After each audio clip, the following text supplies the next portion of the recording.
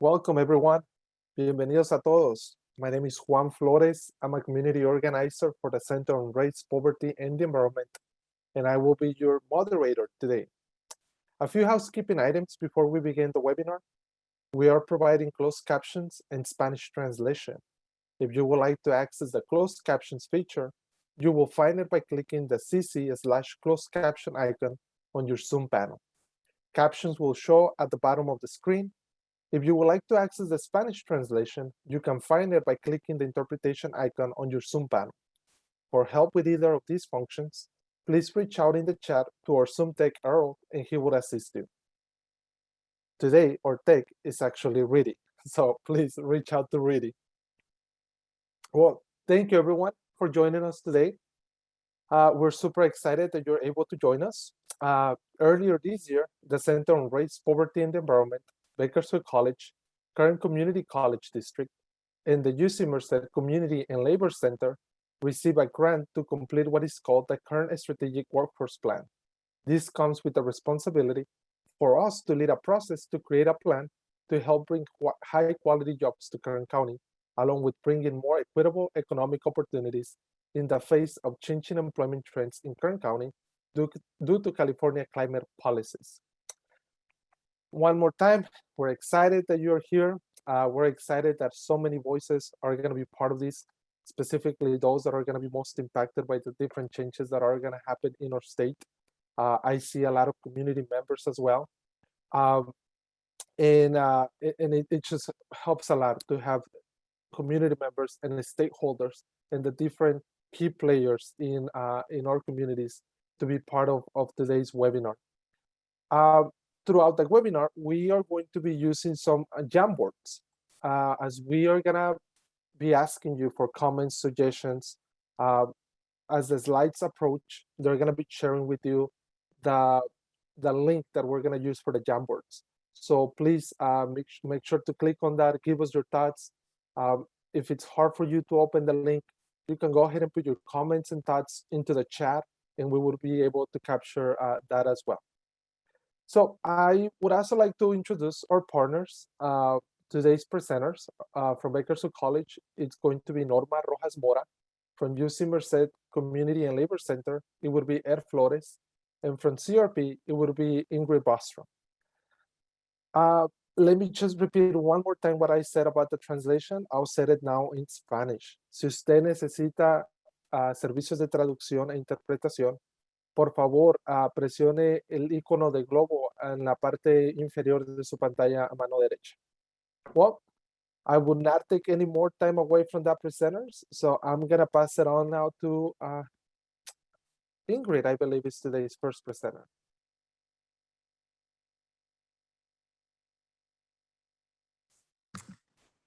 Thank you, Juan.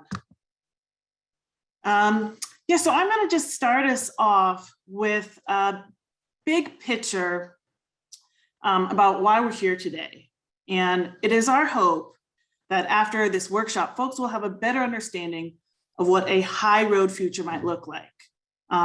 We use the word high road and hopefully by the end of this meeting, you'll have a little sense of what that means. An easy way to think about it is, good jobs, but it's not only good jobs. It's actually, good jobs with the intersection of climate policy and a better environment.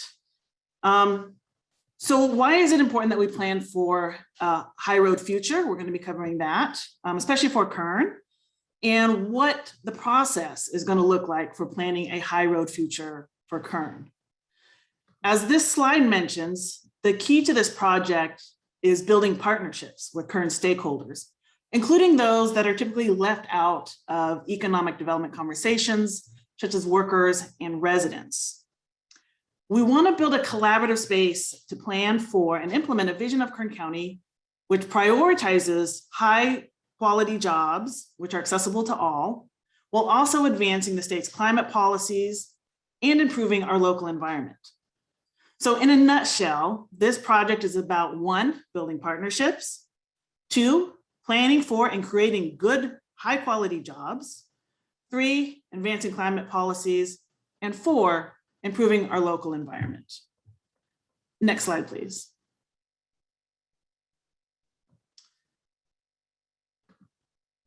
So a brief roadmap for the meeting today. We want to cover the basics: who, what, why, and how. We're going to go in a little bit of a different order. So we're going to talk first about the why. Why is this project so important, given the current landscape and what we expect to see in our changing future. Next, we'll go over defining what a high road means and what are this project's particular goals.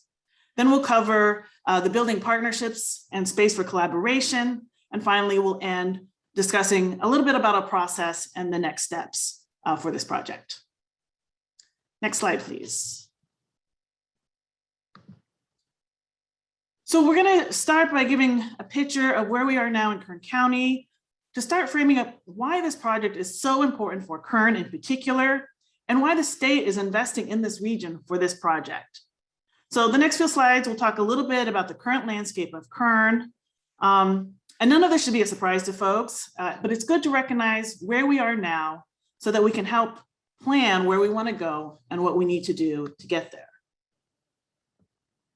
So we're going to talk specifically about Kern County's environment and provide a picture of our employment. Next slide, please.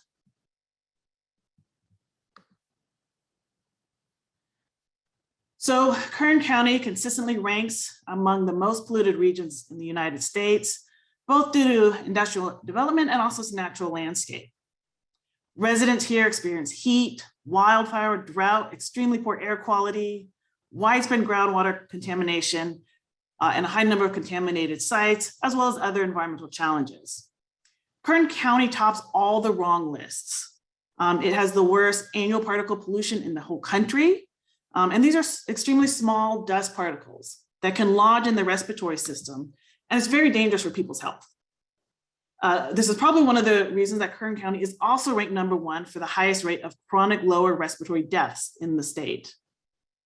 The American Lung Association consistently ranks the Bakersfield metropolitan area among the top polluted regions, again, in the whole country. And in addition to the poor air quality, the region also experiences significant water quality challenges, especially around arsenic, nitrate, and 1,2,3 TCP. Right now, the entire region is experiencing severe or extremely severe drought conditions, and we have dozens of contaminated sites or brownfields that are awaiting cleanup and pose a current risk to nearby residents. So there's a lot of work that we need to do in Kern. So rather than despair, we need to work collectively to increase investment in cleaning our neighborhoods and environment at the same time that we create these quality jobs. So the environmental landscape in Kern County presents opportunities to invest in our future by putting folks to work in ways that improve the local environment, as well as the lives of the people who live here. Next slide, please.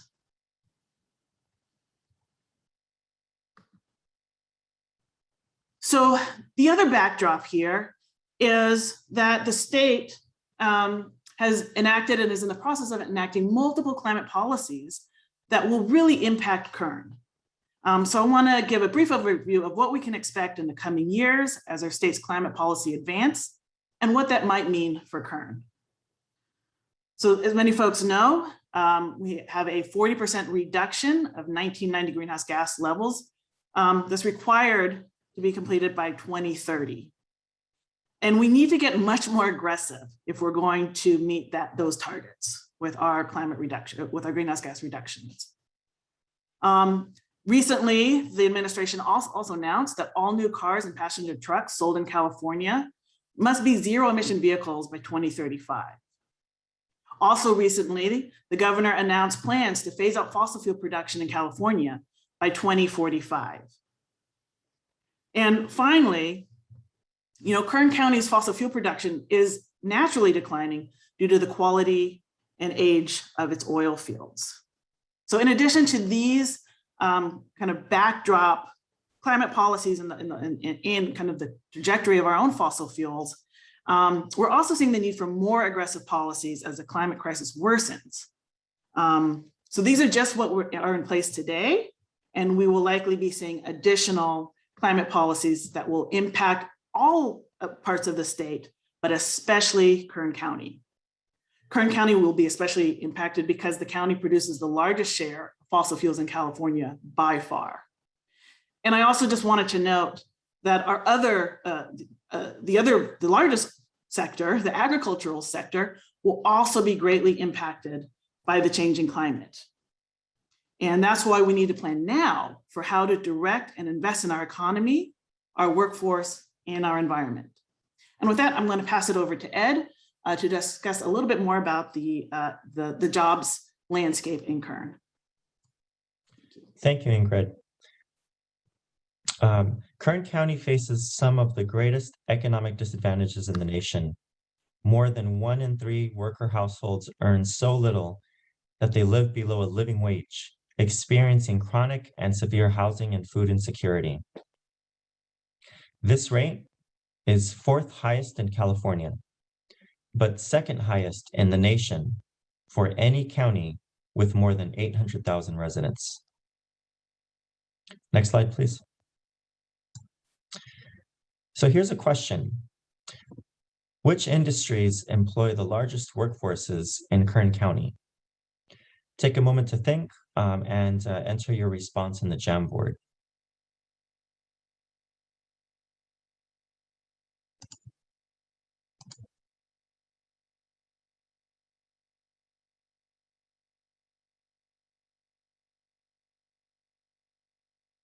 The Jamboard is located in the chat in case you're looking for it.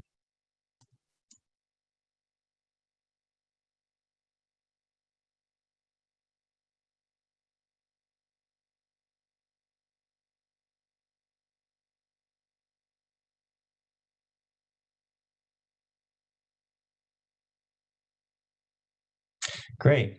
Thank you for those responses. Folks mentioned, if we can go back, let's see. Folks mentioned oil, medical, food service, tobacco industry, agriculture was another big one, energy and utilities. Next slide, please. So when we look at US Census Bureau data from the most recent American Community Survey, which is the largest source of data on workers in America, this tells us that in 2019, there were 371,000 workers in Kern County, and that the county's 8 largest industries employed 60% of Kern workers. This included agriculture, restaurants, food services, construction, and health. Next slide, please. At the same time, there is great change in the labor market over time. The previous figure was a snapshot of the Kern County labor market in 2019. But as you can see in figure 2, jobs in the oil and gas industry increased by 40% between the ending of the Great Recession in 2009 and 3 years later in 2012. But by 2019, there were 20% fewer jobs than there had been in 2009. Next slide, please. In 2020, the state of California commissioned a 600-page report that created a blueprint for advancing on the state's ambitious climate action plan to reduce greenhouse gas emissions by 2035. The report, Putting California on a Higher Road, found low road economic strategies to be the single greatest challenge for reducing greenhouse gas emissions. For example, truck drivers misclassified as independent contractors don't have the means to invest in more fuel-efficient technology. The report advances a framework of high road training partnerships to move us towards climate goals. The report states, California climate policy can and should generate safe, family-supporting career track jobs, broaden job opportunities for workers from disadvantaged communities, and contain supports for workers and communities in carbon-intensive industries at risk of decline due to climate policy. Next slide, please.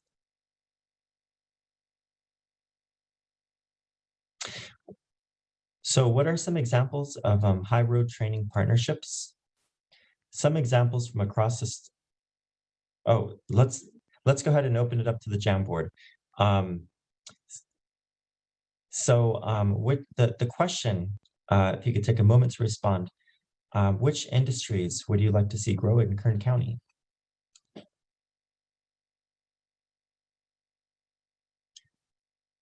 The link to the Jamboard is in the chat.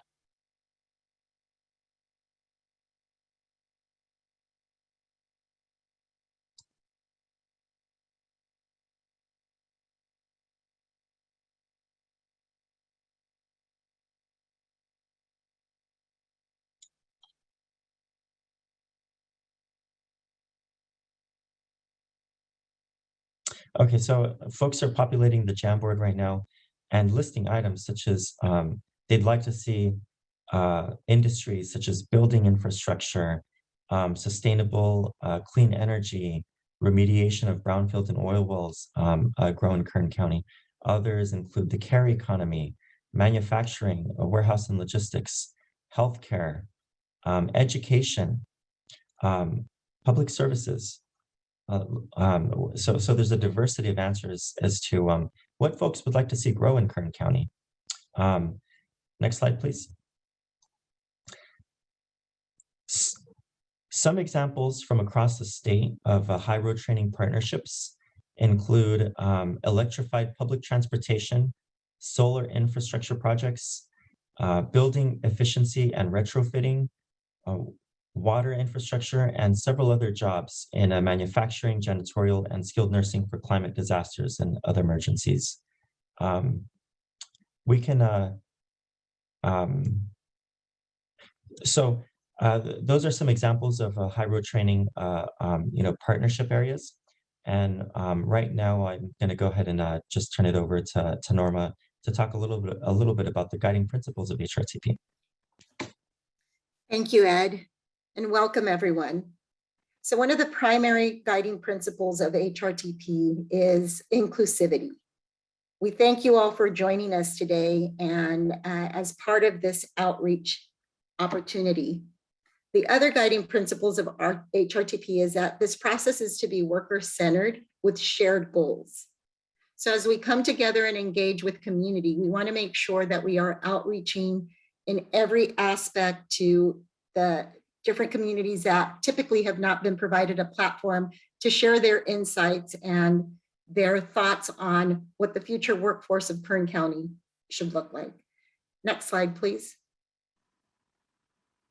As we're looking at the high road training partnerships, the work is going to come together amongst at the intersection of three sectors: looking at the climate, building an economic and environmental resilience, equity in terms of advancing economic opportunity for all of the Kern County region, and jobs, ensuring that we're delivering skills for quality jobs in the various sectors that are addressed within our framework.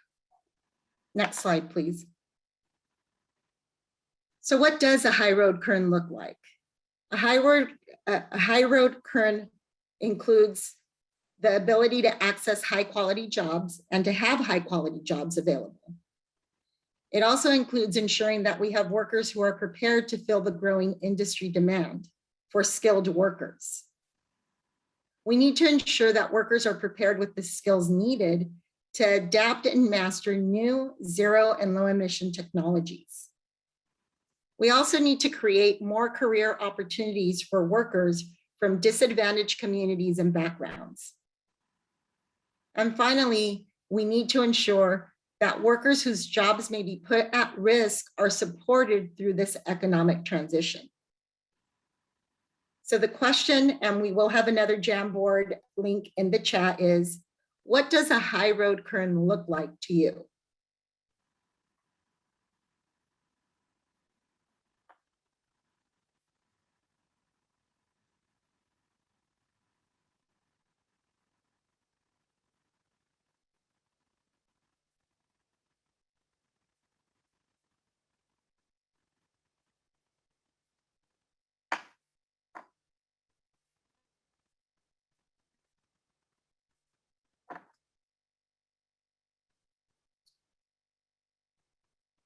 We're seeing some of the responses coming in.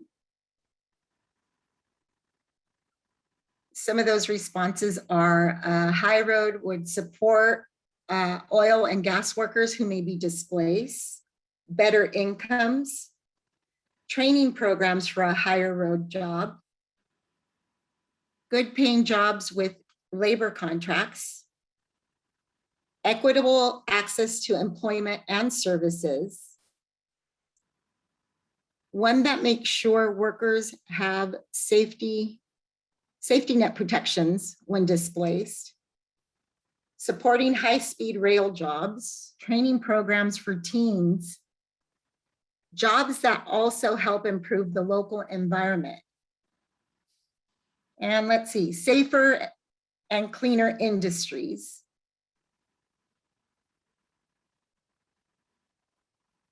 Retirement packages for workers, a diversified and high-trained workforce. Thank you for your participation in the Jamboard. So the question was, what does a high road Kern look like? And I'm going to go ahead and pass it over to Ed for examples across the state of some high road training partnerships. Thank you, Norma. As I had mentioned earlier, examples of high road training partnerships involve electric bus manufacturing, electrified public transportation, solar infrastructure projects, building efficiency and retrofitting, water infrastructure, and several other jobs. Next slide, please.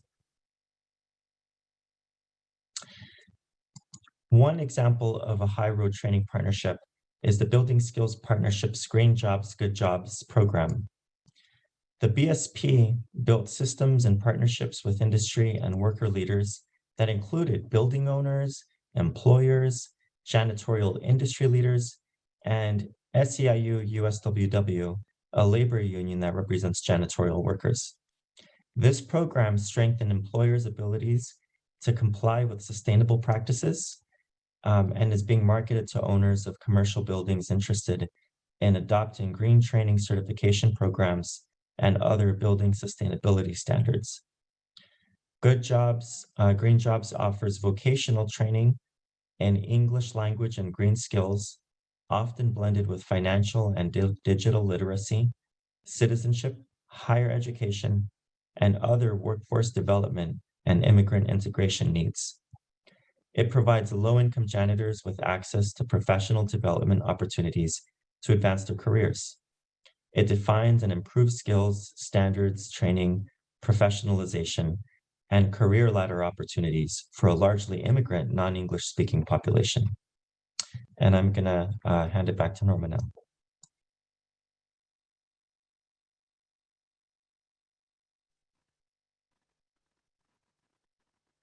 Thank you, Ed. So the Kern Coalition is a partnership with core conveners of the Kern Community College District, Bakersfield College, the Center on Race, Poverty, and the Environment, and UC Merced's Community and Labor Center. Additional partners include the Kern Inyo Mono Central Labor Council, Community Action Partnership of Kern, Cal State University Bakersfield, the SEIU 521, and the Building Trades Council. In addition to these grant partners, we have an extensive list of community partners who have signed on to be part of this process and join the partnership. Those additional partners can be found on our website. Next slide, please. So how do we get to a high road in Kern? Well, today was our first workshop and our first community engagement launching this project. This will be a 4-step process. The first is the design phase, where we're going to be gathering information and sending out a needs assessment survey, as well as conducting high road employer interviews. We also have the problem phase where we will be identifying the existing sectors and emerging new sectors where we can really focus on visioning what a high road Kern can look like. So the 4th phase is that vision phase. we will be asking community engagement in work groups based on sectors to start imagining what the future of Kern can look like, and also identifying gaps where workforce training and other programs can be developed. And then finally, it's the solution phase, where we will be developing a blueprint and an implementation plan for promising sectors, including identifying any policy issues that may affect the advancement of developing this high road industry, as well as any other barriers or opportunities that exist in really trying to align a high road partnership. Next slide, please. I'm going to turn it over to Juan. Thank you, Norma. And well, this is the last slide of our presentation today. So how can you get involved?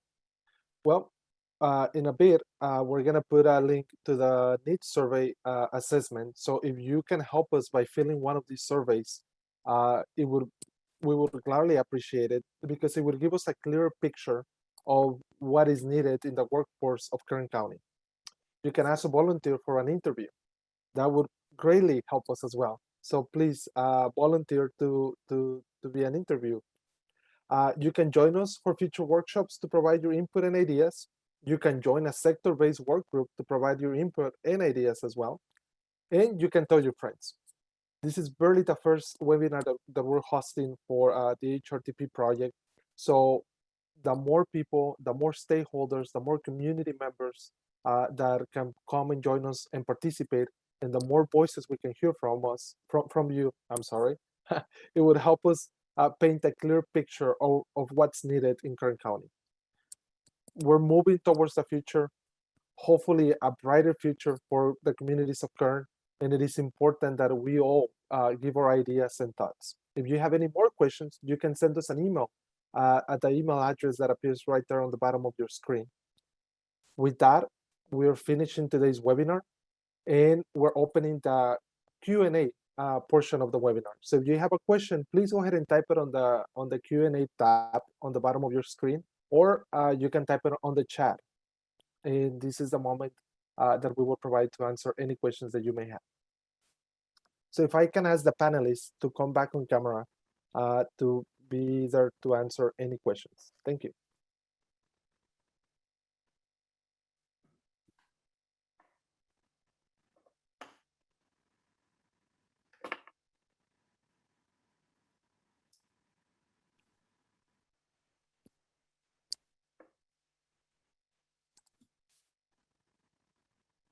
I was going to say, I saw, I don't know who's moderating the Q&A, but I did see in the chat quite a while ago, just a question about defining, like, what does it mean when we say high road? And it's a really wonky term. So I was maybe, thinking we should spend a little bit more time so people know what we mean when we say high road. And I don't know if you want to take a crack at that, or I can.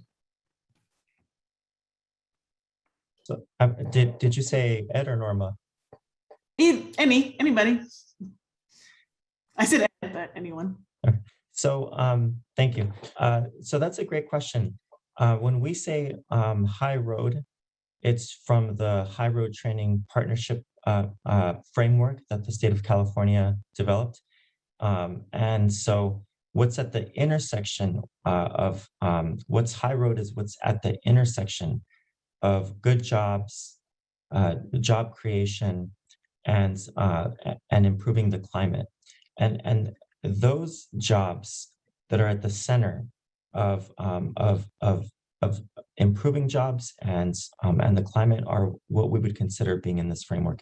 If something is a job that is not a good job, it doesn't pay very well, or it harms the environment, then it's not at the intersection of these two things.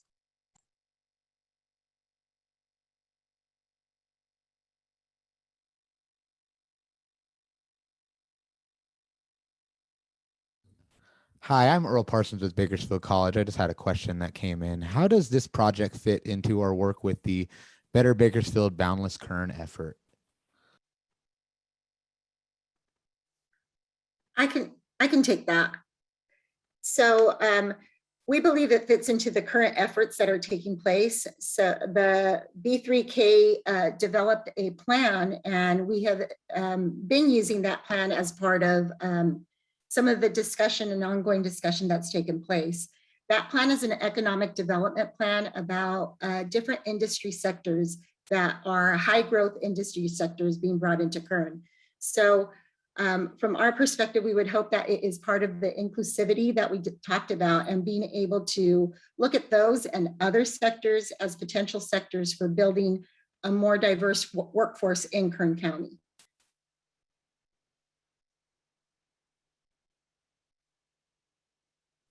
In my understanding is the B3K process has selected several sectors to look at. And at this point in our project, we really want to open it up to figure out, what are the sectors that are of most interest to the stakeholders in Kern, workers, residents, and everyone, so that we can, so we can figure out where we want to take a deeper dive. So these might not necessarily be the same sectors that B3K is looking at. I'd also like to jump in and just point out, because the current HRTP is distinct from B3K. And what makes us distinct is that traditionally, workforce development has been very much aligned with the employer's perspective, with the employer's interests, with very little input from those communities that represent workers. And so the High Road Training Partnership Framework is deliberately worker-centered. It brings those people from those communities that have long had, bad jobs or, been affected by labor market inequalities. It brings folks from those communities to the table to be a valuable resource in the development of the initiatives that are going to be at the intersection of better environment and better jobs. I see another question in here. Is there a specific program or group that this program is targeting? For example, college students, current professionals, folks looking to transition into a new sector, et cetera?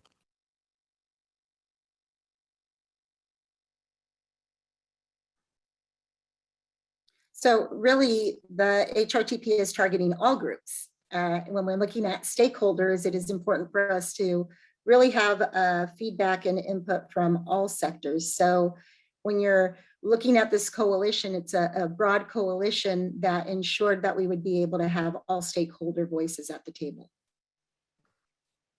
Yeah, and just to reiterate, so you'll see the diversity of the panel. CRPE, we're really doing a lot of community outreach. We also are very actively looking for other community-based groups that would like to partner with us. We obviously have educational partners with us, labor partners. And so our idea really is to get to all segments of the population, but also be very intentional that we are reaching the hard to reach populations. So those populations that don't get a lot of access to these conversations. And so we're trying to be very intentional. We certainly know that young people are a big stakeholder in kind of the future. And so students definitely are a big target here, as are residents, which also are generally left out of these conversations. And so, yes, our hope is to get everyone, and we want to be very intentional that we're getting the hard to reach populations. And I apologize if I've spoken before and I'm going to speak again, but just to really emphasize the point that Ingrid made about, worker-centered organizations. There are organizations that have long supported workers and represented them in democratic fashion, large numbers of workers, tens of thousands of workers. And so their expertise is most valuable in the development of initiatives that are, improving the quality of work. And so, this project is worker-centered. It's inclusive, but at the same time, it's centering workers' voices. So if we don't have any more questions, I'm going to drop the link to our feedback survey and the needs assessment surveys here in chat.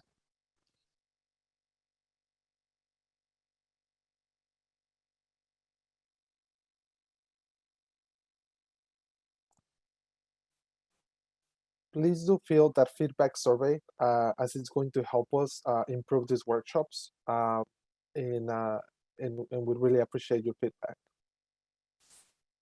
And while that is happening, I'm going to read another question that came in through the Q&A that I don't believe has been addressed. And it's, is there an effort to reduce or eliminate the language barrier to provide additional industry opportunities?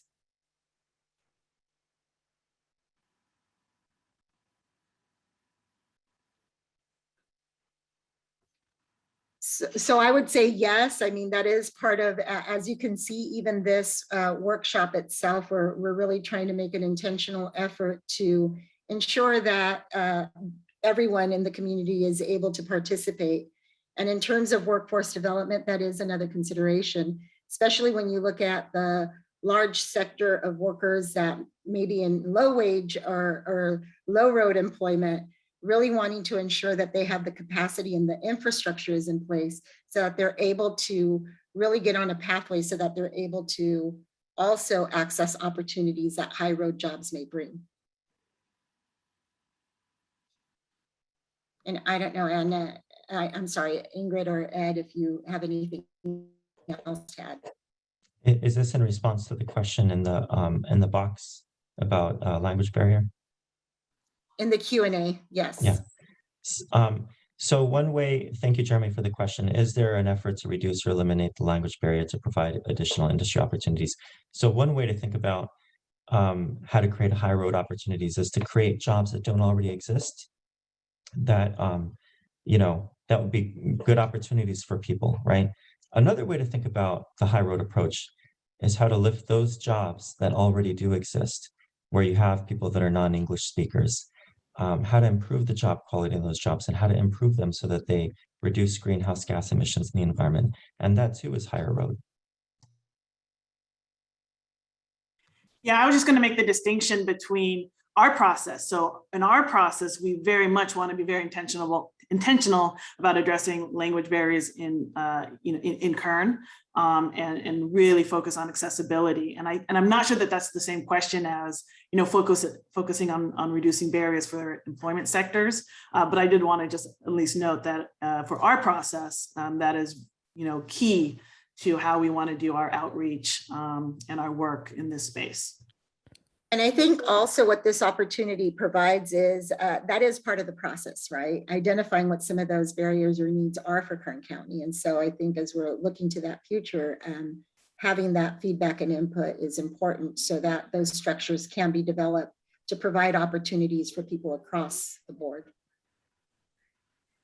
So one example of, going back to the question about additional industry opportunities, one example could be, let's say, finding ways to cultivate, farming that relies, less on chemicals like pesticides that harm the environment and increase greenhouse gas emissions.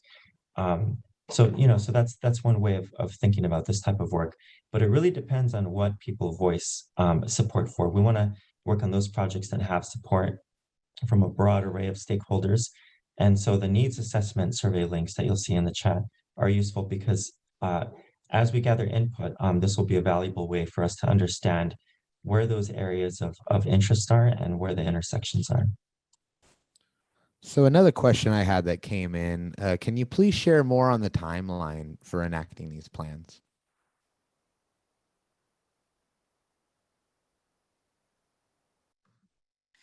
So the grant is a 2-year grant, and really at the end of this, our hope is to have a blueprint.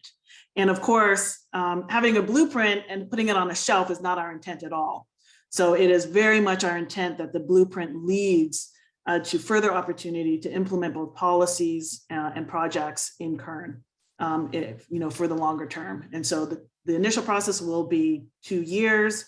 Some of the immediate next steps, as Norma said, were really to do this information gathering and develop the design. And the next phase will be diving deeper into the sector-based work groups. So we can really look at what are the opportunities in Kern, what are the challenges and obstacles we need to overcome so we can start to develop that work plan. So the first phase is a total of 2 years. And our plan, of course, is to use that blueprint to then implement the vision that we collectively come up with for Kern.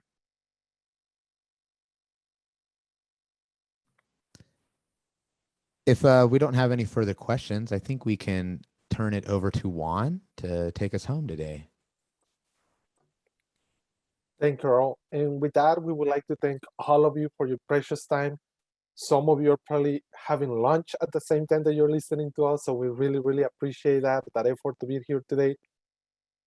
Again, just to repeat myself, this is barely the first webinar of hopefully many more workshops that we're gonna have. We really wanna hear from all of you. We want all of you to be at the table, to participate and share your thoughts. The best way and the only way that we're gonna be able to move forward together, it's if we move in unity with all the voices of Kern that matter. Again, thank you to all the different community members that were able to participate today. We have another important question. stakeholders. Oh, there's another question. Sure.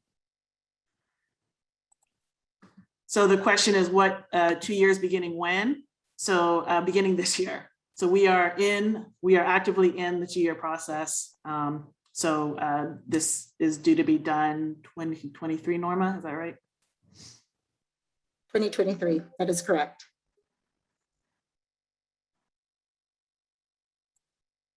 Awesome. Well, with that, I think we're coming to the end. Thank you so much, you all. Hope to see you next time on. Bye-bye.